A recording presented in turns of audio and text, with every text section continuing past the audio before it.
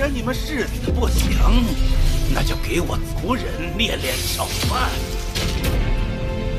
朱雀心究竟发生了什么？3年前，仙夷族的朱雀国宣战，这可是我们赵国始祖留下的镇国之物，定能活等周全。是一个3级修真国始祖，居然是个应变老怪。我让你走了吗？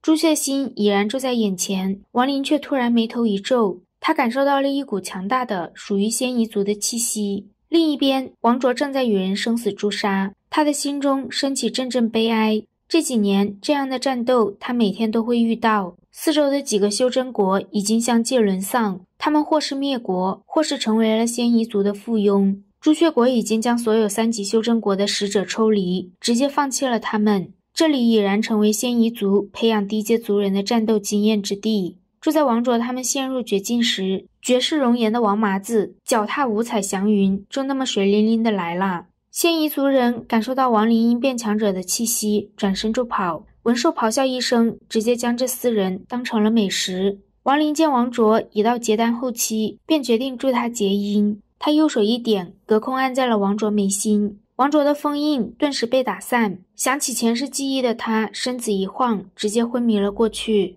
王卓再次睁开眼时，心中感慨万分。当年在恒月派时，亡灵天资平平，如今却已然将要应变。亡灵从王卓这里才知道，他离开的这7年中，朱雀心上的变化有多大。仙夷族入侵，几乎绝大部分3级修真国沦陷，是阴宗出面全力帮助仙夷族。4级修真国中已有5个相继背叛朱雀国，整个朱雀心仙夷族已经占据了一半的位置。据说当年仙夷族中送出的9人，已有5人暴露了身份，剩下4个没有人知道究竟是谁，但他们一定是在5级以上修真国内身居高位。王卓问王林能不能回一趟赵国解赵国之危，那里还有王家一族的后人。赵国凡人界的都城外，一对夫妻正带着他们的孩子疯狂逃命，驾车的蟒袍男乃是赵国的王爷。赵国的仙人供奉们已经全部离开，回到各自的门派迎战，而入侵他们的仙夷族正在寻找有修仙资质的孩子。都城中已有3个孩子被带走，他们的孩子是第4个。好在他们权势滔天，提前带着孩子逃了出来。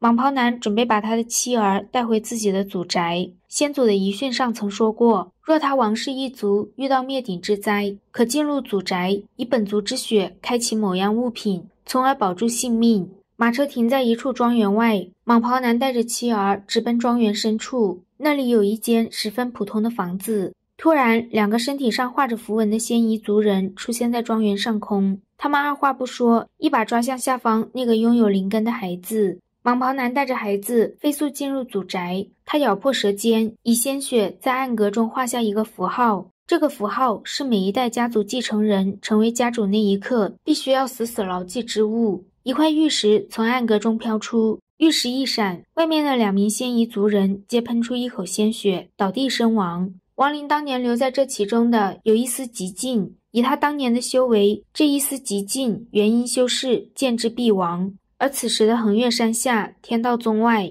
赵国绝大部分的修真者都聚集在此，他们全都满脸愤愤地看向虚空中的仙夷族人。这个仙夷族人是一名6叶数咒师，在朱雀心上，只要不遇到化神后期的修士，他自认没有敌手。这次他恰好路过赵国，见这里聚集了这么多的修真者，便认定此地必有法宝，才让他们这些低阶修真者有恃无恐。天道宗流传下来的法宝，乃是亡灵化神时期留下的木雕，木雕有神识守护，若有缘者获得，可成为亡灵的嫡系弟子，若无有缘者，便不会开启。但当赵国面临灭国之灾时，此物将会发挥出它的威力。当那个6叶仙夷的攻击袭来，木雕从山峰顶端升起，6叶仙夷一眼就认出此乃化神初期修士留下的意境法宝，他的眼中露出轻蔑之色。但很快，木雕就轻松化解了他的符龙。见状，6叶仙夷起了点兴趣，他脚步一跨，来到木雕旁边，一把将其抓在手中。他一边看一边口出狂言地说，即便是木雕的主子亲来，他也照样说收就收。天道宗上下一片沉寂，他们心中的象征就此被毁，赵国的结局似乎无法改变。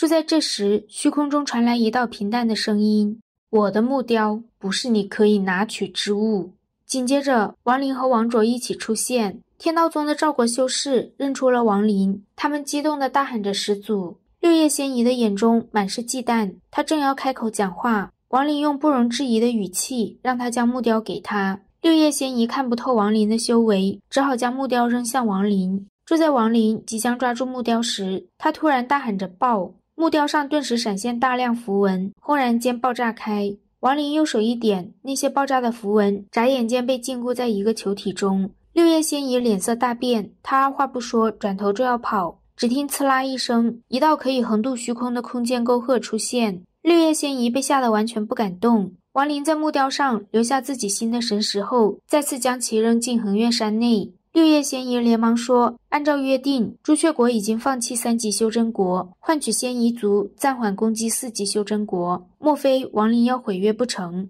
王林原以为约定是朱雀子定的，却没想到竟是钱锋和仙夷族的少族长共同签订。王林不愿再与这人废话，他直接动手准备斩杀此人。绝望涌上六叶仙姨的心头，他威胁王林，若敢杀他，身上必会留下符咒之力，届时他仙夷族前辈见之必杀。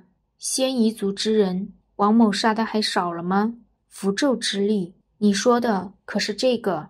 王林胸前顿时出现5团灰色的符文，在月心应变时，他便发现体内这不知何时多出的灰气。这些灰气平时隐藏在穴道中，它对王林的身体不仅没有坏处，还隐隐让他的灵力流动得更为顺畅。王林随手一抓，这六叶仙姨就消散于天地间。以他现在的实力，杀此人连法宝都不需要使用，毕竟他的意境中已然有了仙力。现在的他只要仙域足够，随时可以应变。天道宗以及下方所有的修士全都十分激动，他们邀请王林在天道宗休息几日，好让他们这些晚辈供奉1、2。王林本不想留，王卓让他住几日，去看看四叔现在的后人。王林住下后，为所有赵国的结丹修士讲了一次道，他在这些修士心中留下了一个道的虚影，让他们此生结因的可能无限地增长起来。对于为数不多的几个元婴修士，王林也毫不吝啬地指点了他们一番，让他们看清了化神的道路。离开前，王林为天道宗布置了一个强大的阵法，可以隔绝一切化神修士，唯有因变修为才可破解此阵法。对一个3级修真国来说，这种阵法绝无仅有。王林为赵国做了最后一件事后，对这个生他养他之地已无执念。而后他和王卓再次去看了一眼王家后人。王卓将蟒袍男的儿子玉儿收为徒弟，传他修仙之术，他将用此生的时间来守护王家的后代子孙。王林走前，将祖宅玉简中的极境收走，填入了一道神石。离开赵国前，王林回到了他踏入修仙的摇篮恒岳派。王林破开了一道石门的禁制，他的神识在架子上那些零零散散的玉简上一一扫过，最后他的脚步停在其中一块玉简前。玉简中是恒岳派一位前辈留下的关于自己铸剑的信息，他给那把剑起名巨富。王林来此还有一个目的，那就是查找巨富之源。他再次出现在绝冥谷外，当年他便是在此处的空间裂缝中得到的剑鞘。王林撕开一道空间裂缝，想要找到巨富，可惜他找了半个月也没有巨富的下落，最后只好赶回炼魂宗寻找大量仙玉。